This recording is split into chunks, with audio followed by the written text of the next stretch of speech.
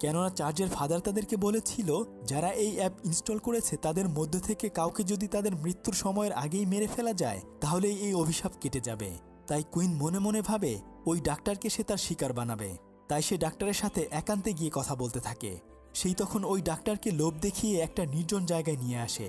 আর এরপর সে ওই ডাক্তারকে মারতে গেলে বরং উল্টো ওই জিনটা আবার ওই ডাক্তারকে বাঁচিয়ে নেয়। আর এরপর কুইনের উপর ওই আত্মাটা হামলা করে বসে।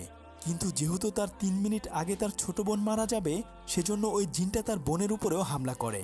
তার ছোট বোনের হাতে মাত্র 1 মিনিট সময় ছিল। তখন কুইন চালাকি করে তাড়াতাড়ি তার বোনের কাছে এসে ওই শয়তান জিনটাকে বলতে থাকে তার বোনকে ছেড়ে দেওয়ার জন্য, কেননা সে নিজেকে সময়ের আগে ইনজেকশন দিয়ে মেরে ফেলতে চাচ্ছিল। তখন ওই শয়তান জিনটা তার মায়ের রূপ ধারণ করে তাকে ধোঁকা দিতে থাকে। কিন্তু কুইন তার ছোট বোনের জীবন বাঁচানোর জন্য নিজেই তার শরীরের ভেতরে পয়জন ঢুকিয়ে মারা যায়। আর ওই আত্মাটাও তখন ওখান থেকে একদম শেষ হয়ে মারা যায়, কেননা তখন জাদুকরী ওই অভিশাপটি ভঙ্গ হয়ে গিয়েছিল।